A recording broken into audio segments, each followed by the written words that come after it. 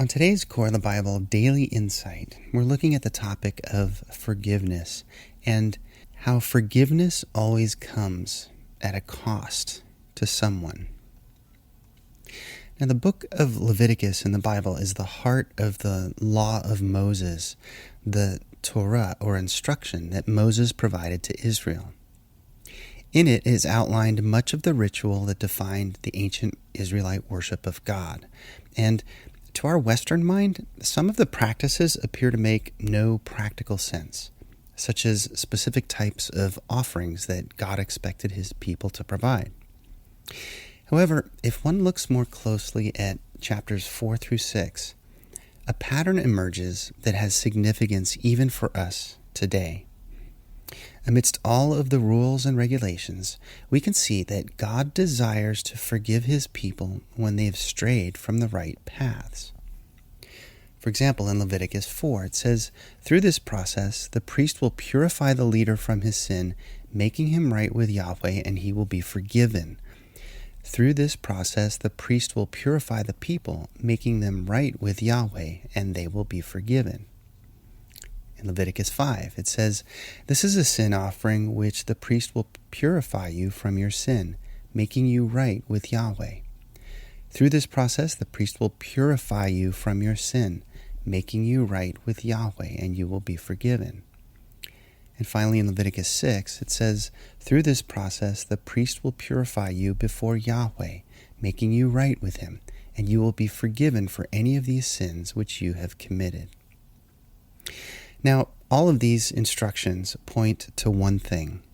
God desired for the people to be reconciled with him.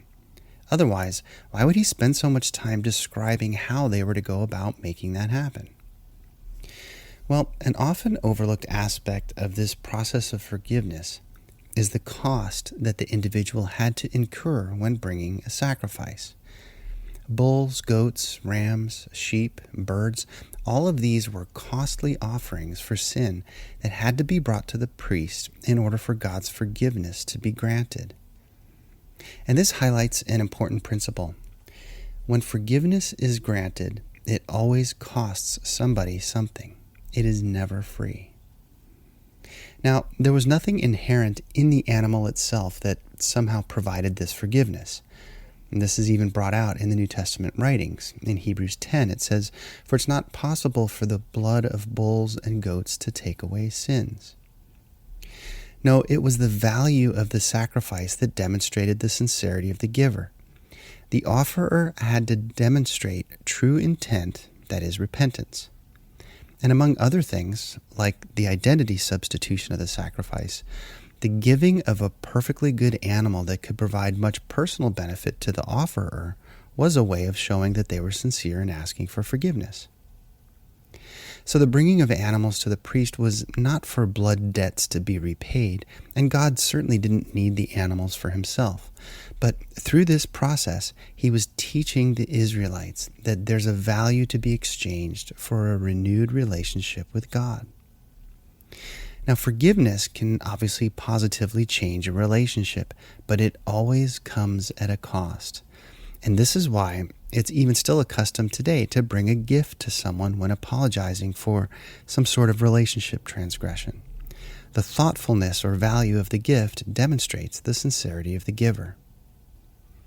Now, we are commanded by Yeshua to forgive others and to love our enemies when they don't deserve it or when they're not demonstrating sacrificial repentance. So even if we are approached multiple times a day by the same individual, we are to forgive them. And when these types of passages are discussed today, what's rarely mentioned is the cost that this forgiveness exacts from us. If the individual asking for forgiveness is not providing some sort of sacrificial benefit on their behalf, then the one who's absorbing or carrying the cost of the forgiveness is you. And this is why the act of forgiveness is so unique among God's people today. Forgiveness that is freely offered is not cheap. It still comes at a great expense. It's a sacrificial lifestyle with real cost to the believer in every relationship. But the sacrificial obedience that God demands of us provides for positive relationships in all areas of life, and it honors him by demonstrating that we have learned the true value of forgiveness. Well, I hope today's insight was helpful for you. As always, please visit coreofthebible.org for hundreds of other Bible articles like this, along with other podcasts and videos. Thanks so much for listening today. Take care.